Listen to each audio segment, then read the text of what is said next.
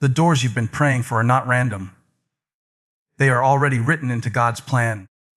And sometimes the hardest thing to grasp is that what feels uncertain to you is already settled in heaven.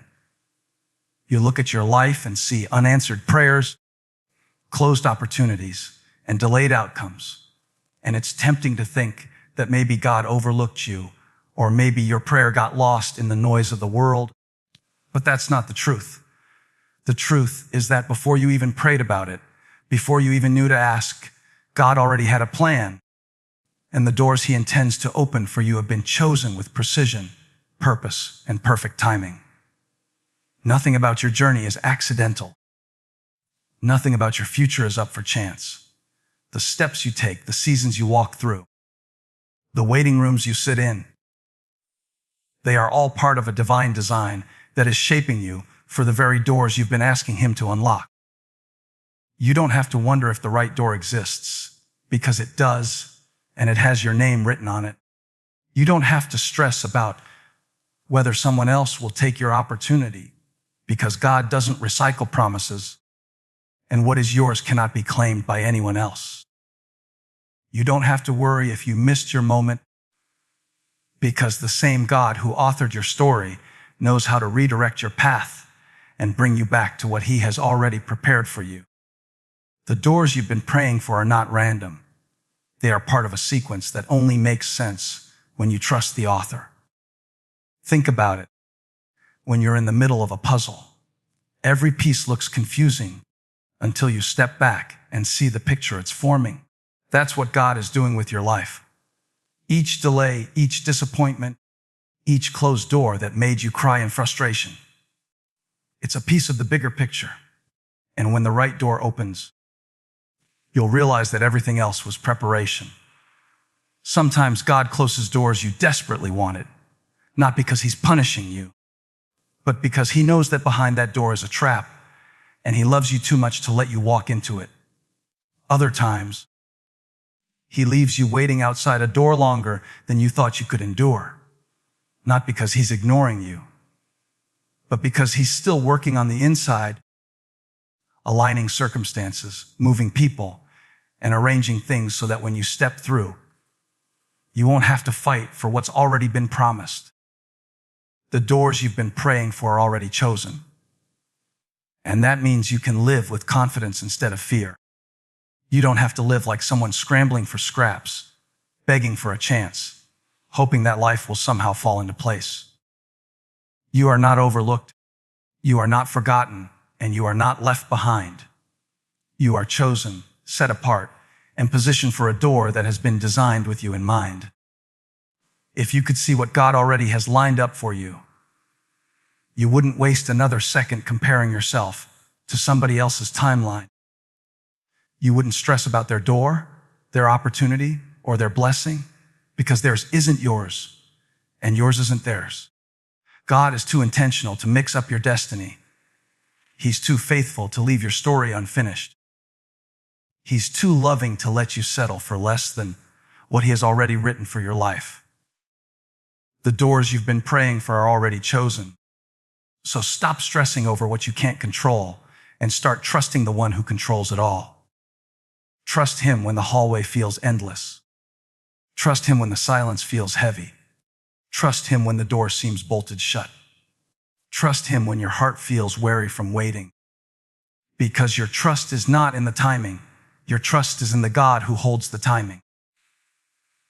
And the same God who brought you through battles you thought would break you, the same God who kept you when you were sure you couldn't make it, the same God who opened doors in the past that you didn't even have the strength to knock on, that same God has not changed. He is still the author, still the provider, still the door opener, and he is still faithful to bring you to the very place he designed for you long before you knew how to pray for it.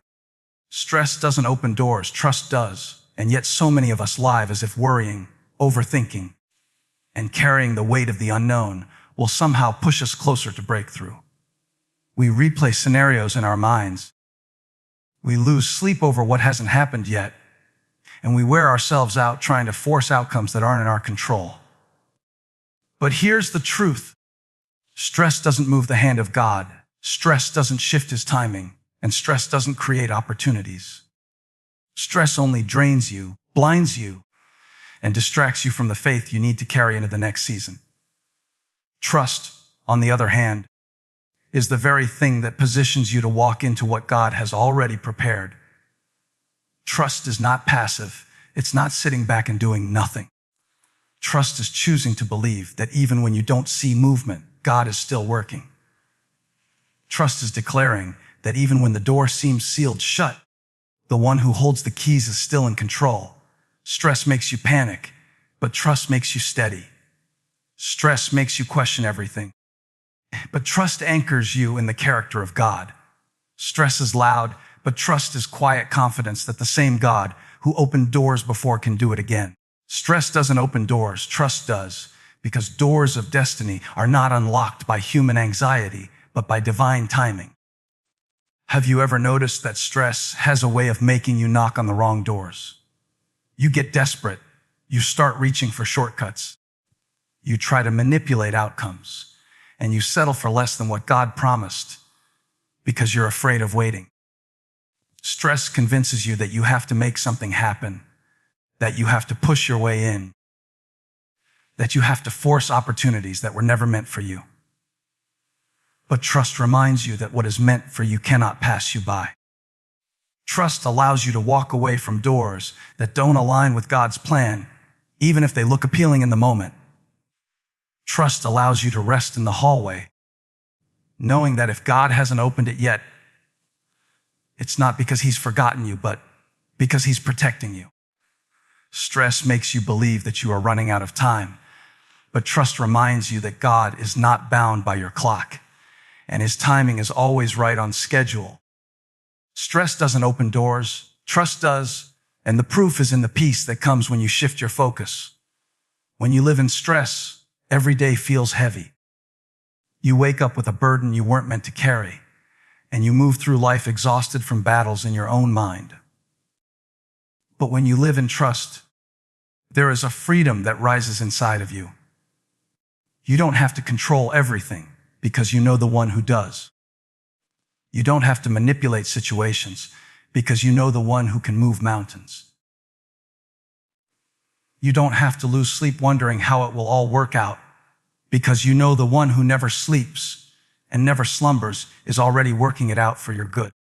Stress takes your energy, but trust gives you strength. Stress magnifies your problems, but trust magnifies your God. Stress makes you restless, but trust allows you to walk with assurance that the door will open when it's supposed to, and not a moment too soon. Stress doesn't open doors, trust does, because God responds to faith, not fear. The word says that without faith, it's impossible to please him. That means your trust is the very thing that draws his favor, his provision, and his power into your situation. When you choose trust, you are declaring with your life that you believe his promises more than your problems. When you choose trust, you are saying that you don't need to see how it will happen to believe that it will. When you choose trust, you are stepping into alignment with heaven's order, and that alignment is what unlocks the very doors you've been waiting for.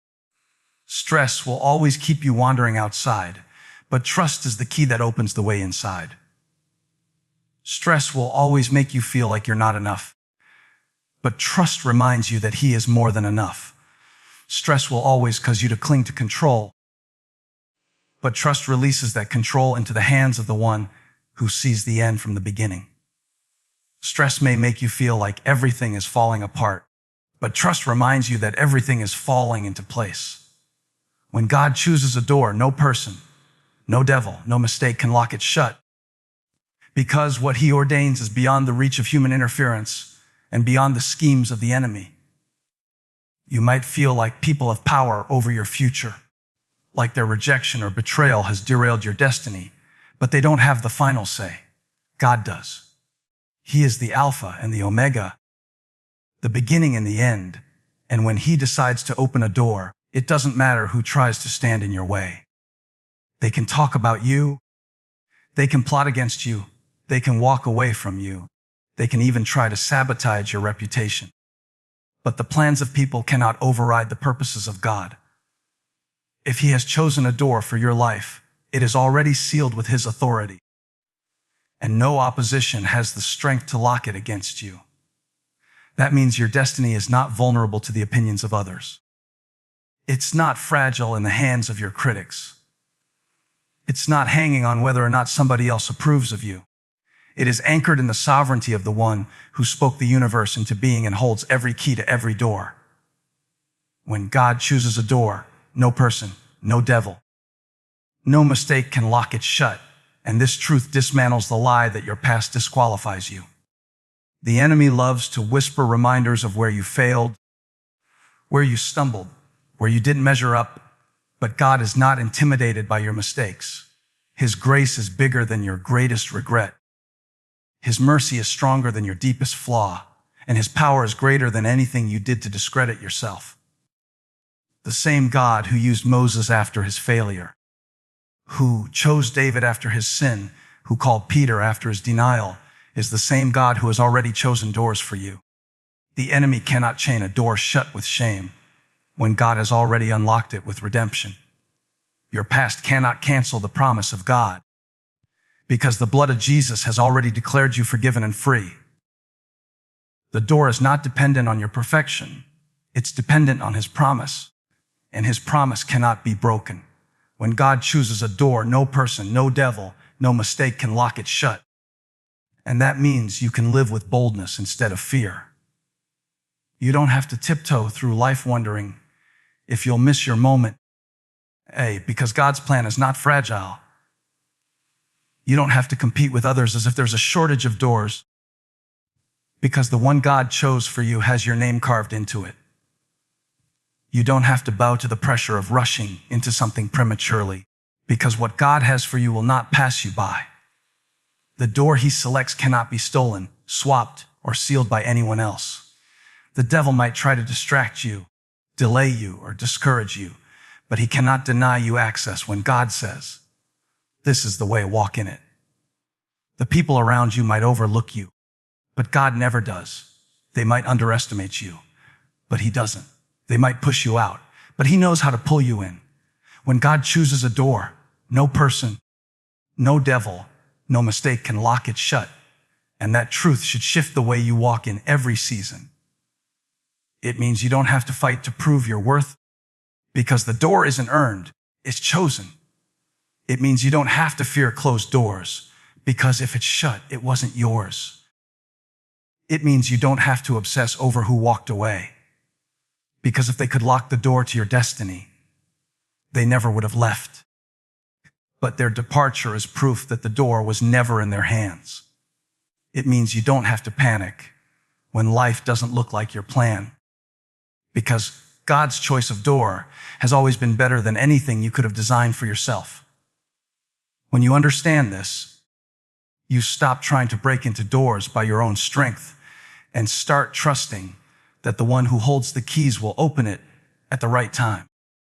You stop wasting energy worrying about opposition and start conserving your strength for the moment the door swings wide. You stop living like a victim of circumstances and start living like a child of a God who has already secured your access. Stop knocking on doors God never designed for you and start walking toward the ones He's already unlocked. Because so often the frustration, exhaustion, and disappointment we feel comes from chasing opportunities that were never meant to be ours in the first place. We beg God to open something He already closed. We cry over what slipped through our fingers. We keep pushing on a door that was never built to lead us into destiny. And all the while the real door is already standing open a few steps away, waiting for us to trust His direction. Sometimes the hardest thing to accept is that not every door you desire is a door God designed. Just because it looks good doesn't mean it's God. Just because it's available doesn't mean it's assigned. Just because it opens easily doesn't mean it leads to life. Some doors are traps dressed like opportunities. Some doors are distractions wrapped in shiny packaging. Some doors are detours that look like destiny. But if you step through them, they'll only leave you stuck. That's why you need discernment, because God doesn't just want you to walk through any door. He wants you to walk through the right one. Stop knocking on doors God never designed for you, and start walking toward the ones He's already unlocked. Because those unlocked doors are not hidden from you. They are waiting on you to release what's not yours. So many times we keep praying for God to open something when in reality, He's asking us to stop forcing it and start following Him. He already opened the door that will lead you to peace, but you're too focused on the one that would lead you to pain. He already opened the door that would grow your faith, but you're still begging for the one that would only feed your fear. He already unlocked the door that carries your name, but you're too distracted trying to squeeze into doors that belong to someone else. The truth is, you will waste years of your life knocking on closed doors if you don't learn to listen to His voice. You will waste your energy trying to persuade God to bless what He never built.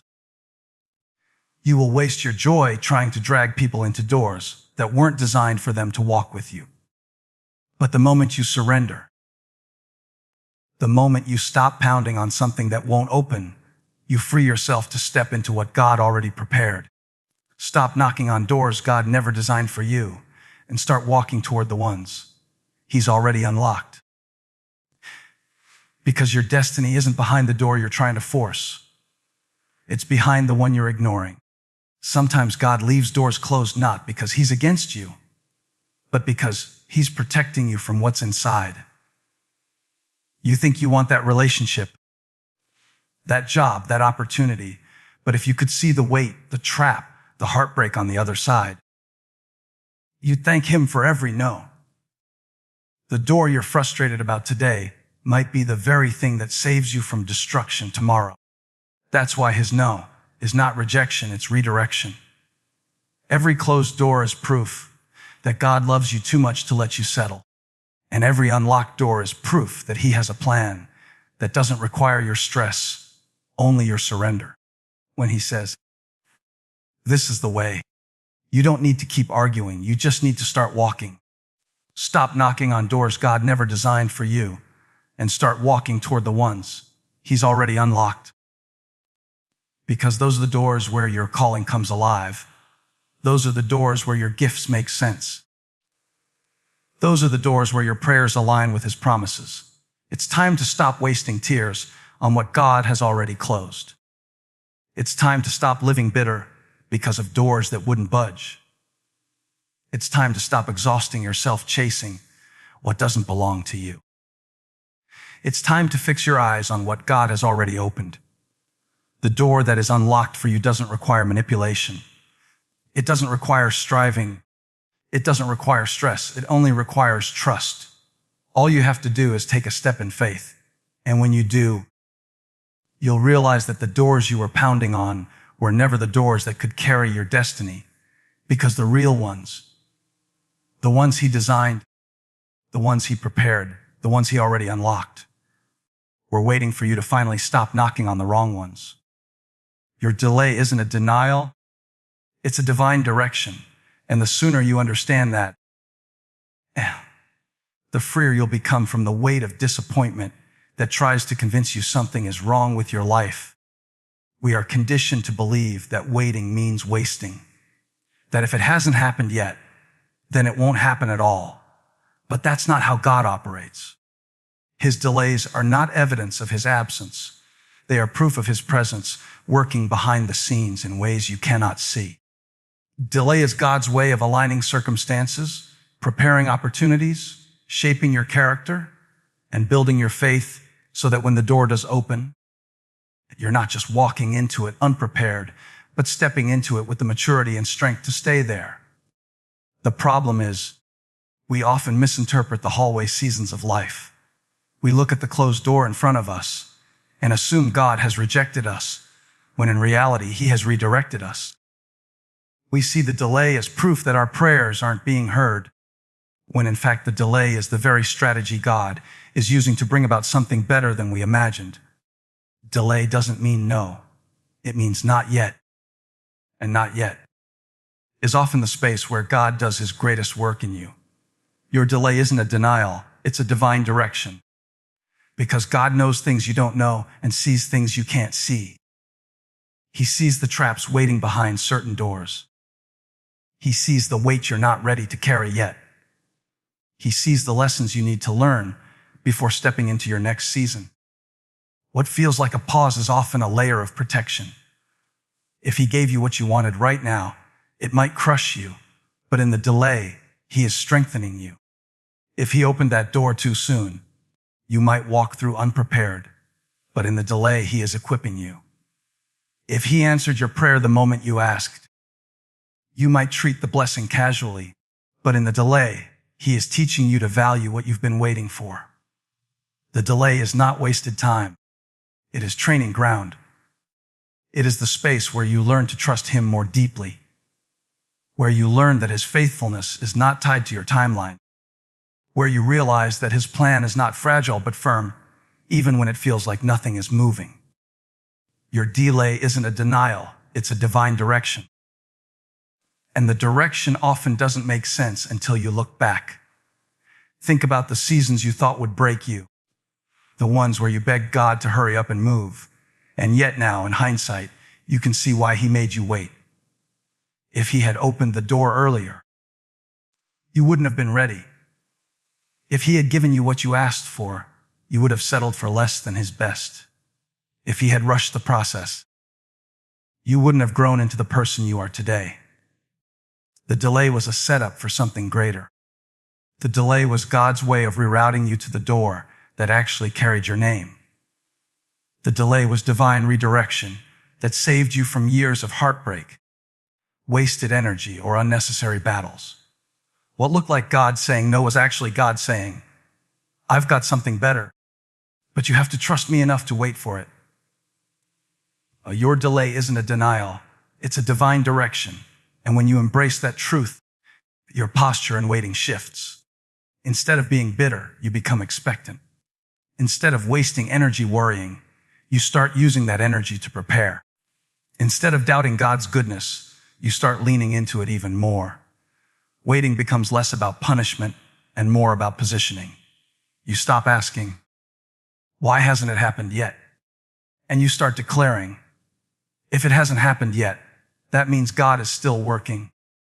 And what He's working on is worth the wait. You stop comparing your timeline to others because you realize your door is on its own schedule. You stop resenting the process because you recognize that the process is what proves the promise.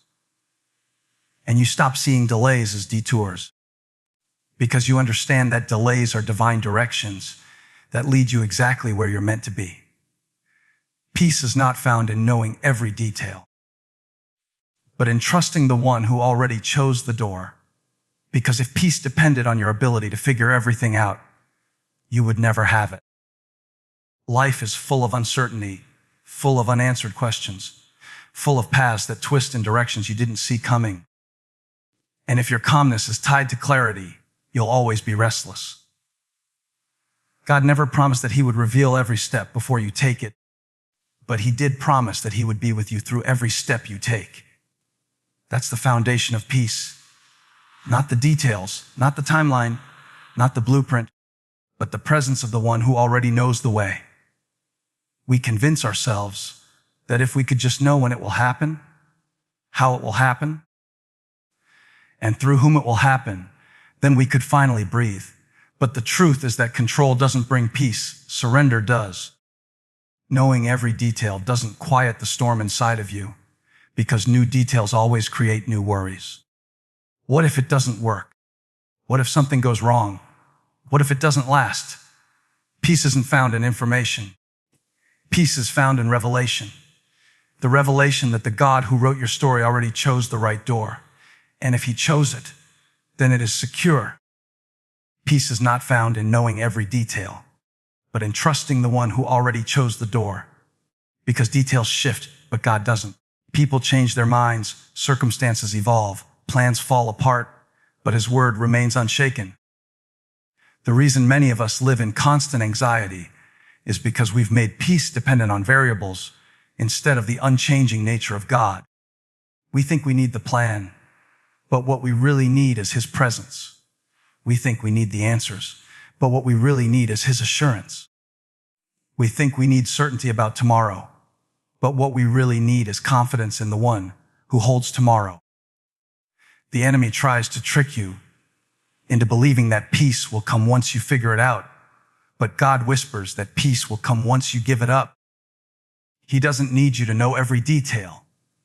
He needs you to trust that he already knows them. He doesn't need you to map out the door. He needs you to believe that he already unlocked it. Peace is not found in knowing every detail, but in trusting the one who already chose the door. And that means peace is available to you even in the middle of unanswered prayers. Peace doesn't wait until the door swings open. It rests in the hallway, confident that if the door hasn't opened yet, there must be a reason. Peace doesn't panic when doors close, because it knows that if God closed it, then it wasn't the right one.